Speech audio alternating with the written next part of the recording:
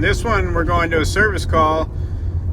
Just listened to the call right now on my program, and she said that they keep the house at 60 degrees or 69 degrees, 70 degrees. She knows that's bad, but they like keeping it super low. Well, apparently it hasn't been keeping up. They have it at 74 right now, and it's not dropping 75, but it has before. So Lennox system, looks like just a standard split system. So we'll take a look at the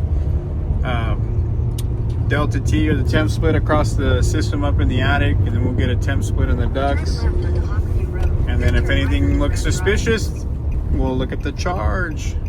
Follow along. Let's get it. My stupid kids. That's their job. Yeah, we gotta. That thing is black. He's here. Okay. Yeah, so I was just going over with Cynthia. I saw your note about the thermostat, and that seems to be a control thing, but the system is actually running right now. So the fact that we're not getting cold air is a completely different issue than being able to turn the air on or turn the system on and off via the Wi-Fi or whatever controller you're going to use. The system's running right now. It's just not running cold.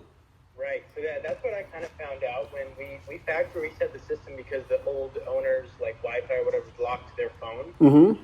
And then you had to change like all the settings, whether it's running on a heat pump or conventional or etc. Mm-hmm. And I'm not sure if those settings right, because like you can see in the top left corner that it says cool and it's solid, which means technically the cool air should be running, but obviously there's no cool air. Yeah, there's probably 20 to 40 different things that it could be. But just the fact that the first note that you've just been locked off the old owners, that's a good note to have, but it's just not what's going on right now. I just wanted to give you a heads up with that. That's all. Yeah, I didn't think that was the problem at all, but I think maybe when we did the factory reset and had to redo all the settings, I wasn't sure if it was a heat pump or if it's stage 1 or 2 or all these different things. So I'm wondering if one of those settings could be messing with. Well, yeah, we could look at those settings once we get the system checked out. One of my technicians in your winter maintenance indicated oil, like from a refrigerant line. So we're going to have to verify that you guys aren't low on Freon, basically. Okay, yeah, that was the other thing I was going to say. Make sure that we service the actual, Yeah, no, it's going to get serviced. It's going to get checked. But right now I'm walking in, it's a sticky, hot house. So it's probably refrigerant related. We're going to have to look at it for sure for you guys.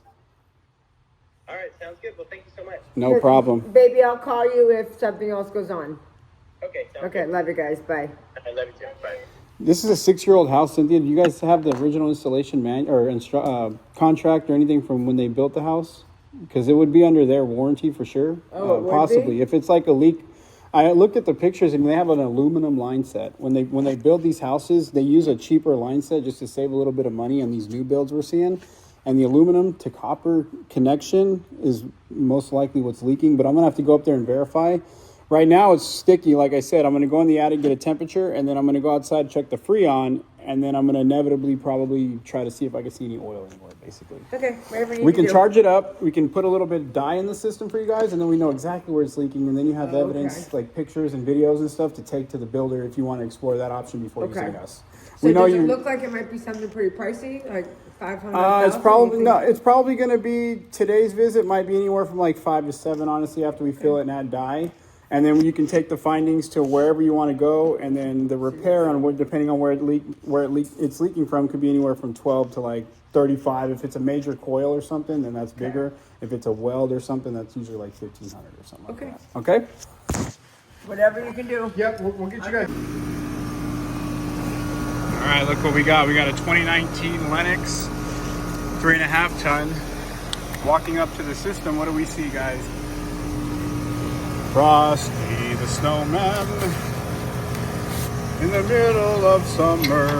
I hate these freaking locking caps. I gotta go get it from the truck.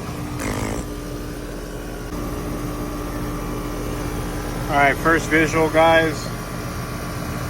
Vapor saturation, suction pressure, liquid line pressure. Subcooling is what I'm looking at here, showing that we are low with the higher than normal superheat. We're freezing right at the valve right there. This is that aluminum line set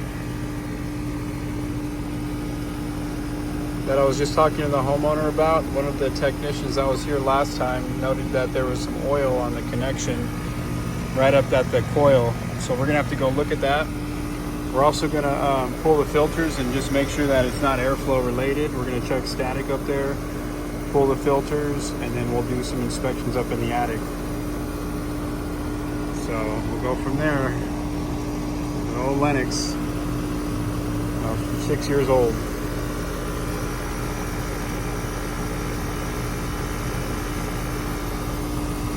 Frosty.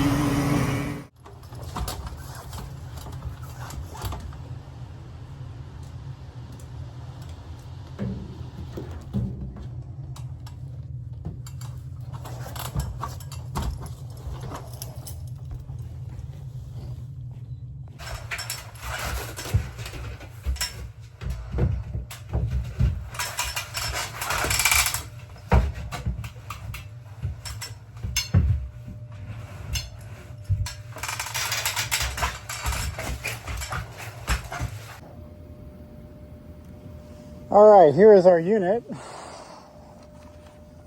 Take the mask off real quick. Damn. That's unfortunate. 2019 ADP. Damn. Look at that aluminum line set, guys. That's wicked.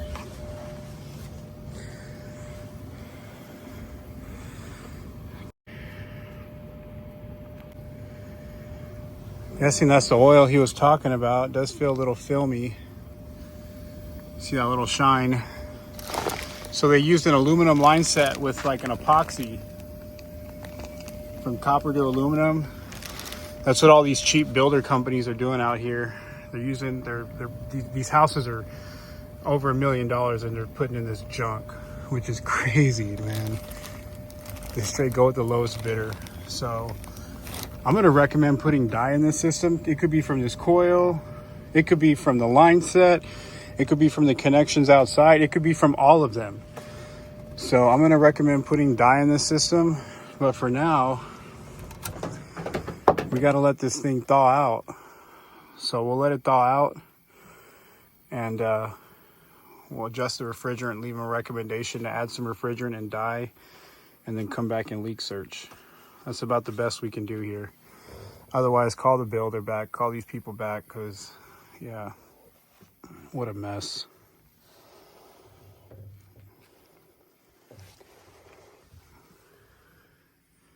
Got two little baby holes with no air vent. Good old duckboard again. Lennox. All right, let's go get a heat gun. That's probably going to be the quickest way. Let's go get my heat gun, get this thawed out, go make sure the outside is thawed out, and then we'll adjust the charge from there. We'll come make sure static is good as well. Oh man, it's the middle of the day. It's about 95 outside.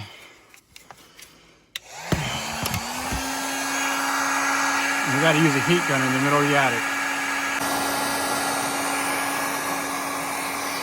Harbor Freight special, guys. Pick one up, 10 bucks. Saves you from having to wait, the whole day, and you can get paid today.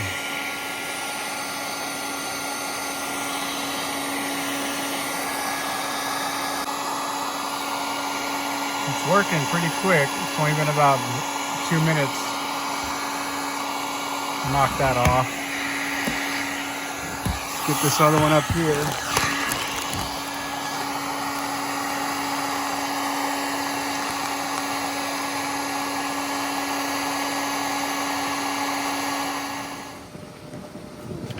After I thawed that out, guys, I went ahead and popped this before I adjusted the charge, A, B, C, and look what we got.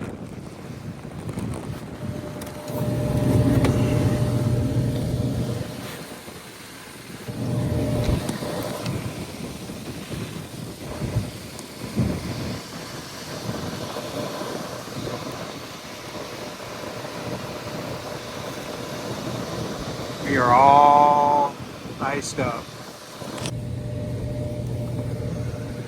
All right, we're thawing out up here now. I used my heat gun and got a bunch of the thick stuff. Still got a little bit of residual. That thing is getting a little hot, so I want to give it a little break.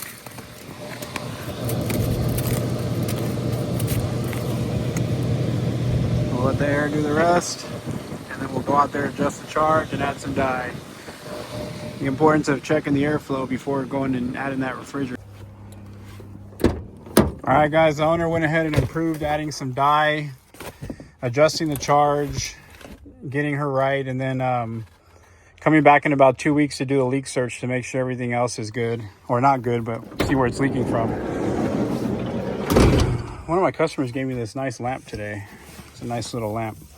So let me get the 410, let me get the dye. I probably won't even show you guys all that, but I'll just show you that I got it, you know, cooling to the proper subcooling.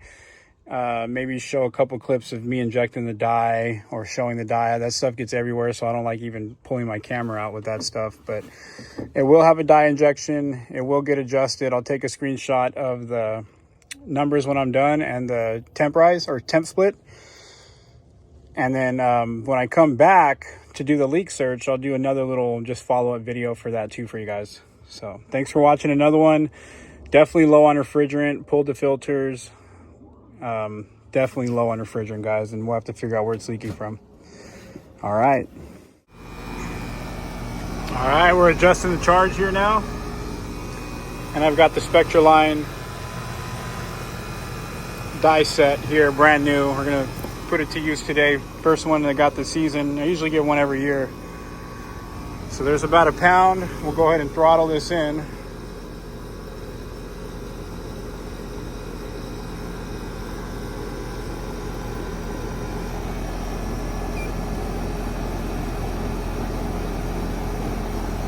It's still super low, man.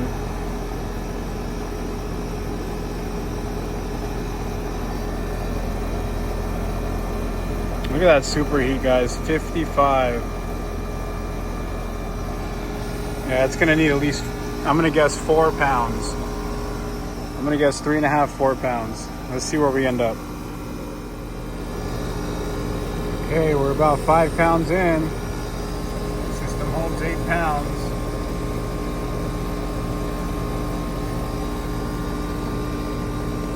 No, I'm just looking. I don't see a design subcooling on here.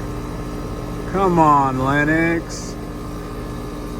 Assembled in Mexico. All right.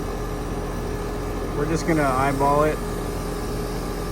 My tank is damn near done. I could hear it. I still got liquid in there though. My little sight glass right there. We know this thing's leaking. I'm just getting them by right now.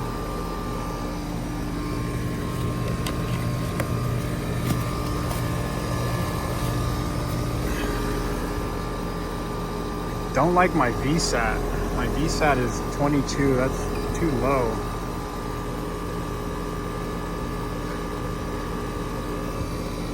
This thing is sick, man.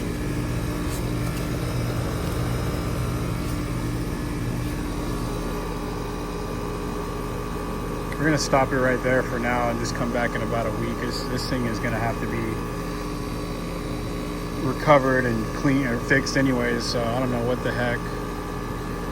But we got about 5 pounds in right now. Suction line temperature is 41 degrees. Subcooling is at 5. We're at 20 superheat. That's not perfect, but that's not completely horrendous as far as the valve goes. What is horrendous is this VSAT. So it's possible that the coil is still cold upstairs from when it was frozen when I got here. I didn't pop the coil to check that. So we're gonna leave it at that.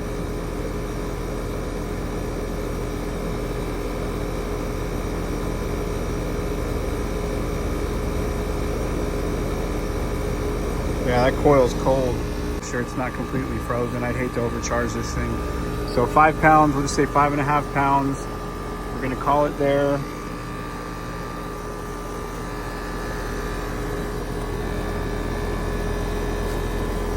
I don't know where the heck my other phone went. call it there, guys, and we'll go check up that coil and go button up upstairs anyways. And then once that's buttoned up and verified, we'll let it run. I'll come in and put this dye in. All right, we're 5 pounds in. VSAT's back after I thawed it out a little bit. Superheat's too low, but that thing's metering up there. We're gonna come back, we're gonna redo this whole refrigeration circuit, but at least we're not freezing. We got them up and running, and we're gonna add some dye to see where this thing is leaking. This system's sick right now, so I'm not even worried about getting that stuff right. I'm just worried about making sure I'm not freezing and making sure my suction line is good. We gotta just keep this thing alive for a week till I come back and figure out where it's leaking from. I got a plan. Let's put some dye, come back in a week. That's gonna be it for this one, guys. So thanks for watching. Okay, we got everything set up. Got our hose, got our inject tube, we've got our dye, we've got our tool right here. So I usually go about, this is a 3.5 ton system, so we're gonna go about 5. And it says that on the box of the refill. I don't know if it has it on here. Here we go. So residential 3.5 tons. Okay, 2.1 to 6 tons right there. We're gonna go 6 cartridge granulations. Like I said, about 5 or 6. So that means 1, 2, 3, 4, 5. So we're gonna go to the American flag right there. All right. All right, we've got our 6 granulations there. I mean, all I did was twist this down, guys. If you twist that down, it pushes that dye into the system. And then we're gonna quickly take that off. If you notice, I've got tarps right here because this stuff gets everywhere, but it's crucial in finding multiple leaks because it could be leaking from any of these little epoxy joints. And then, like I said, they've got an aluminum line set going all the way up the house. So this was the last step, so I can come back in about a week and verify where everything's at.